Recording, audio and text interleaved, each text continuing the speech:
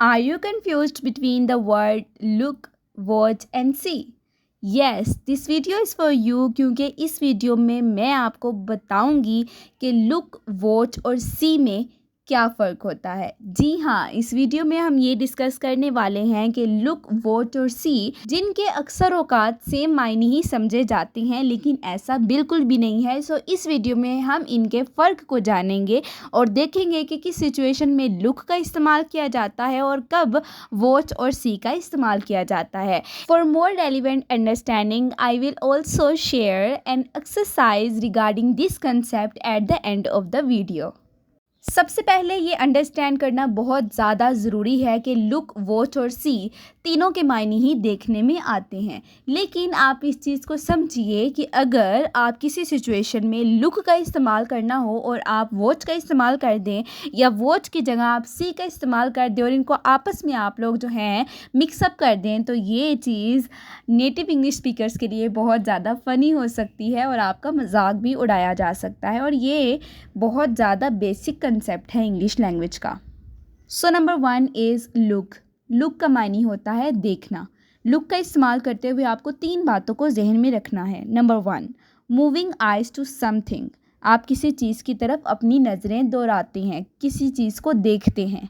लेकिन number 2, no expectation of change. जिस चीज़ को आप देख रहे होते हैं उसमें कोई तब्दीली वाक़या नहीं होने वाली, यानी वो चीज़ मूव नहीं कर रही, वो चीज़ चेंज नहीं हो रही, उसकी कंडीशन या उसकी फॉर्म, उसकी हालत चेंज नहीं हो रही होती। नंबर 3, जब आप लुक का इस्तेमाल करेंगे तो तब जो ऑब्जेक्ट है वो वर्ब के बाद आएगा, और आप जिस सेंटेंस में लुक का इस्तेमाल करेंगे, क्योंकि लुक का मायने होता है देखना और देखना एक काम है जिसको इंग्लिश में वर्ब कहते हैं। सो आपके जो वर्ड लुक है इसके बाद फ़ौरन एक ऑब्जेक्ट का होना बेहद ज़रूरी है।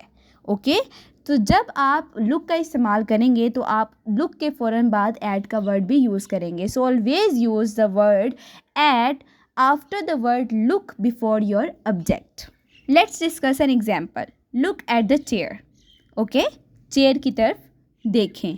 अब यहाँ पे हमने लुक का वर्ड इस वजह से यूज़ किया क्योंकि हमने सिंपली उस चीज़ को देखा है, ठीक है। हमने अभी तक उसको फोकस में नहीं लेके आए, हमने सिर्फ अपनी आंखों को, अपनी नज़रों को दुहराया है उस चीज़ की तरफ, और चेयर के अंदर कोई एक्सपेक्टेशन नहीं है चेंज की, तब्दीली चेयर के अंदर वाक़या नहीं होने वाली, और इसी वजह से हमने यहाँ पे ऐड का वर्ड भी यूज़ किया है। Second word is watch. Watch का इस्तेमाल करने के लिए भी आपको 2 पॉइंट्स को जहन में रखना है। नंबर 1 कि आपने चीज़ को देखना है लेकिन फोकस के साथ। अगर आप किसी चीज़ को बहुत ज़्यादा ध्यान और तवज्जो और फोकस से देख रहे हैं तो तब आप वॉच का वर्ड यूज़ करेंगे। ओके, इसके अलावा आप फुल अटेंशन के साथ उस चीज़ को देखते हैं, पूरे फोकस के साथ, और जिस चीज़ को आप देख रहे हैं, ठीक है, वो चेंज हो रही होती है, वो मूव हो रही होती है। तो जब आप किसी ऐसी चीज़ को देखें जिसमें कोई चेंज, कोई मूवमेंट आ रही हो, तो उसके साथ आप वॉच का वर्ड यूज़ करेंगे। Let's have an example. Watch the movie. Movie के साथ आप वॉच का वर्ड यूज़ करेंगे क्योंकि एक तो इसकी ये रीज़न होती है कि हम इसको फोकस के साथ देखते हैं, जैसा कि हमने पॉइंट्स में डिस्कस किया। नंबर 2 कि जो मूवी है इसके अंदर चेंज आ रहा होता है, इसके अंदर तब्दीली आ रही होती है, ठीक है, चीज़ों की मूवमेंट हो रही होती है, तो लिहाजा मूवी के साथ हम लोग वॉच का वर्ड यूज़ करेंगे। आवर थर्ड वर्ड इज़ सी।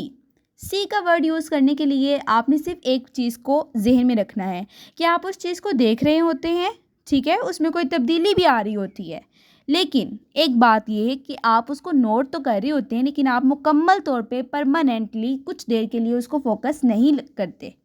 जैसे अगर आप अपने कमरे में बैठे हुए हैं और एक शख्स आया है और आपने उसको देखा है, लेकिन आपने उसको एक दफ़ा ही देखा है, ज़्यादा देर तक उसको फोकस में नहीं रखा, आपने सिर्फ उसको नोट किया है कि एक शख्स आया है, तो तब आप सी का वर्ड यूज़ करेंगे। ओके, सो एग्जाम्पल भी यही है, see a man. Okay, see a man in the room. So यहाँ पे हमने सी का वर्ड इस वजह से यूज़ किया क्योंकि हम उस चीज़ को नोट तो करते हैं लेकिन फोकस में नहीं लाते, कुछ टाइम के लिए परमानेंटली हम उसको नहीं देख रहे। आइए कुछ स्पेशल केस परफॉर्मेंसेस को भी डिस्कस कर लेते हैं।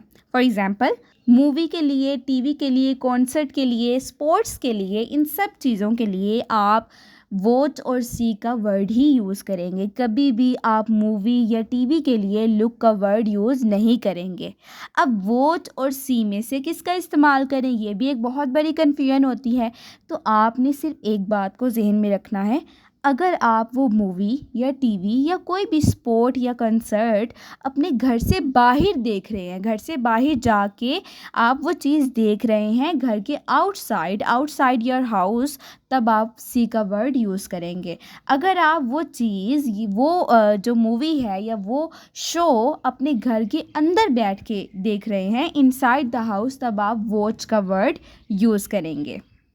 Let's have an exercise for more practice to improve your understanding.